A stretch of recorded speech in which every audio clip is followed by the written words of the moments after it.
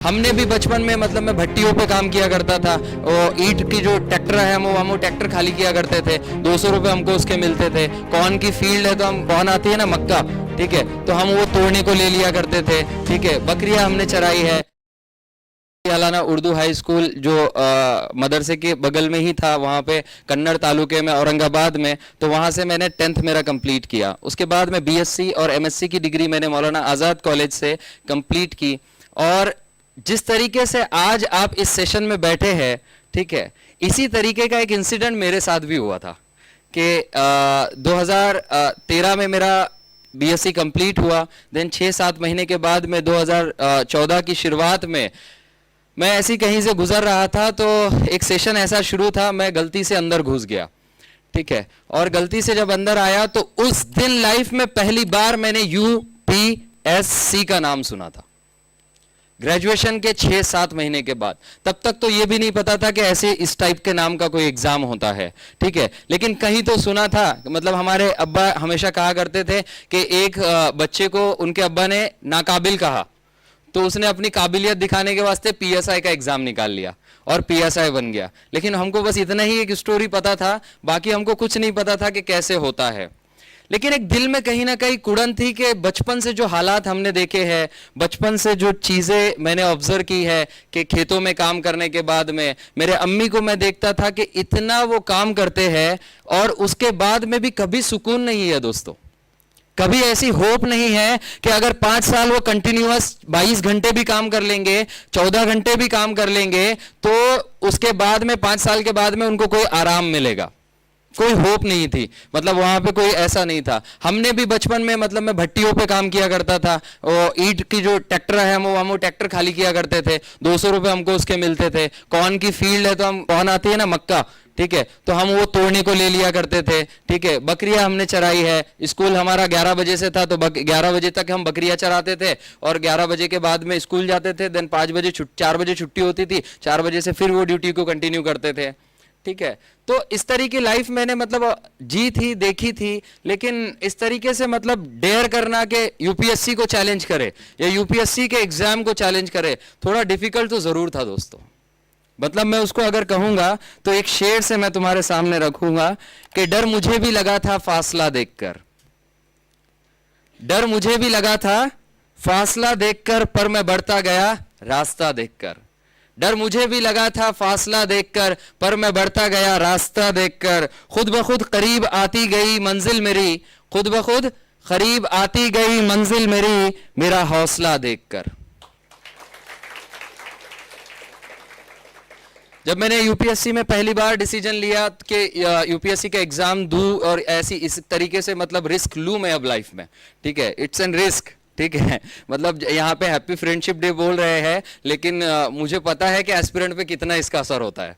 ठीक है, अगर जेन्युइन आप एस्पिरेंट हो तो ठीक है, हमारे लिए कुछ मैटर नहीं करता, दिवाली नहीं, ईद नहीं, फ्रेंडशिप डे नहीं, ठीक है, फेसबुक पे क्या चल रहा वो नहीं, अगर आप जेन्युइन हो तो ठीक है। ये एक कंडीशन है उसमें। ठीक है, ये सारी चीजें आपको थोड़े दिन छोड़नी पड़ती है, रिस्क लेना पड़ता है, कुर्बानी देना पड़ती है। ठीक है, तो मैंने मेरा सफर स्टार्ट किया था 2014 में। मैंने कुछ स्कॉलरशिप के एग्जाम्स दिए और किस्मत अच्छी थी कि मैं क्वालिफाई हो गया, क्योंकि मेरे पास फीस पे करने के लिए पैसे नहीं थे। तो मैंने सारा जो पढ़ाई किया है वो टाइम टू टाइम स्कॉलरशिप के एग्जाम्स क्वालिफाई कर कर ही किया हूँ। ठीक है, तो जब मुझे एक स्कॉलरशिप मिली, फिर मैंने 2014 में थोड़ी पढ़ाई करके एग्जाम दिया, लेकिन मैं फेल हो गया। ठीक है, फिर मैंने 2015 में एग्जाम दिया, फिर मैं जब हज कमेटी ऑफ इंडिया में था फिर मैं फेल हो गया। ठीक है, क्योंकि मैं अब तक क्या कर रहा था, जिस तरीके से हमने यूनिवर्सिटी के एग्जाम्स दिए थे, जिस तरीके से हमने मास्टर्स के एग्जाम्स दिए थे, ग्रेजुएशन के एग्जाम्स दिए थे, उस तरीके से महीना महीना 2-2 महीने, ठीक है, एक छोटी छोटी बुकलेट के 3-3 4-4 पेज पढ़ लिए, एक चैप्टर के 2-2 पेज पढ़ लिए, 3-3 पेज पढ़ लिए। ठीक है, और मैं बस ऐसे ही प्रिपरेशन करके एग्जाम देने चले जाता था। ठीक है, अपना पार्ट कुछ प्ले किए बिना, ठीक है, आई एम एक्सपेक्टिंग कि मेरा यूपीएससी क्वालिफाई हो जाए। ठीक है, और दोस्तों believe me, I am very much happy to tell that कि अच्छा हुआ तब मेरा सिलेक्शन नहीं हुआ, क्योंकि अगर तब हो जाता तो तब से अब तक मैंने जो चीजें सीखी है वो सीखना रह जाता मैं। क्योंकि बिना मेहनत के यहां ना ही तो किसी को मिला है, ना ही तो हमको मिलेगा, ना ही तो हमारे बाद किसी को मिलेगा। और मेहनत के बाद अगर मिलेगा ना दोस्तों, तो यहां पाने का मजा वही जानता है जिसने कुछ खोया है। यहां पाने का मजा वही जानता है जिसने कुछ खोया है। जिसने कभी कुछ खोया नहीं वो क्या जाने कि पाने का मजा क्या होता है। 2015 में मैंने जब एग्जाम दिया था तो एग्जाम में मैं क्वालिफाई तो नहीं हो पाया। मेरे मतलब मैंने थोड़ी मेहनत कर ली थी, मैंने 3 महीने बैठ के थोड़ा सा पढ़ लिया था, ठीक है। तो मुझे लगा था कि अब रिजल्ट आना चाहिए, ठीक है। फिर मैंने एग्जाम दिया, एग्जाम से हॉल से आने के बाद, बाहर आने के बाद तो बिल्कुल ऐसे मन कर रहा था कि अब नाचे जा, ठीक है। लेकिन फिर जैसे जैसे टाइम बीतता गया, ठीक है, तो फिर अपने आप को कंट्रोल करते गए और वो नाचने से प्रोसेस रोने तक चला गया ठीक है कि बिल्कुल मतलब क्या करके आ गए हो, ठीक है। तब यकीन हुआ कि यार कि सच में बिल्कुल मतलब मैं पागल था कि एग्जाम से बाहर आने के बाद में मतलब एक्सपेक्ट कर रहा था कि रिजल्ट मेरा आ जाए, ठीक है। लेकिन धीरे धीरे, क्योंकि यूपीएससी में आप लोगों ने, कितने लोगों ने इसमें से यूपीएससी का अटेम्प्ट किया है? यूपीएससी को कितने लोगों ने अटेम्प्ट किया? एमपीएससी को कितने लोगों ने अटेम्प्ट किया है? या कोई और कॉम्पिटिटिव एग्जाम किसने अटेम्प्ट किया है? तो इनिशियली हमको सबको लगता है ना कि एग्जाम में पास हो रहा हूं, लगता है कि नहीं लगता है, ठीक है। लेकिन जैसे जैसे हम बाहर जाते हैं ना तो दोस्त बोलता है अरे इसका आंसर ये थोड़ी ना था, ठीक है फिर कोई तो कोचिंग क्लास की आंसर की आ जाती है, वो तो बिल्कुल मतलब डिजास्टर हो जाता है लाइफ का सबसे बड़ा, ठीक है। कि उसको देखकर तो ऐसे लगता है कि यार यूपीएससी एमपीएससी चलो छोड़ दो, ये फालतू के काम है, ठीक है। मतलब ये होने वाले नहीं है, ये सिर्फ सपना है, ठीक है। सपना ही देख के हमको मतलब ऐसे ही गुजर जाना पड़ेगा दुनिया से, ठीक है।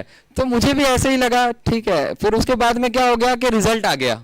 2015 का मैंने जो एग्जाम दिया था उसका रिजल्ट आया और मेरे कुछ फ्रेंड्स जो है वो क्वालिफाई हो गए। और मैं सीएसटी पे, मैं हज हाउस में था, हज हाउस के बाजू में सीएसटी रेलवे स्टेशन है मुंबई में, तो मैं उनको छोड़ने के लिए तो रेलवे स्टेशन पे गया और मैंने क्या किया कि जितने लोग क्वालिफाई हुए थे प्रीलिम्स, सबको एक एक पेन गिफ्ट दिया, ठीक है।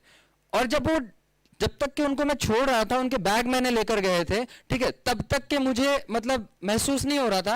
लेकिन जैसे ही वो ट्रेन में बैठ रहे थे और उनकी ट्रेन दिल्ली की तरफ जाने वाली थी और दूसरे दिन मुझे हज हाउस से रूम छोड़ के मतलब निकाल देने वाले थे, ठीक है, तो तब मुझे रोना आया।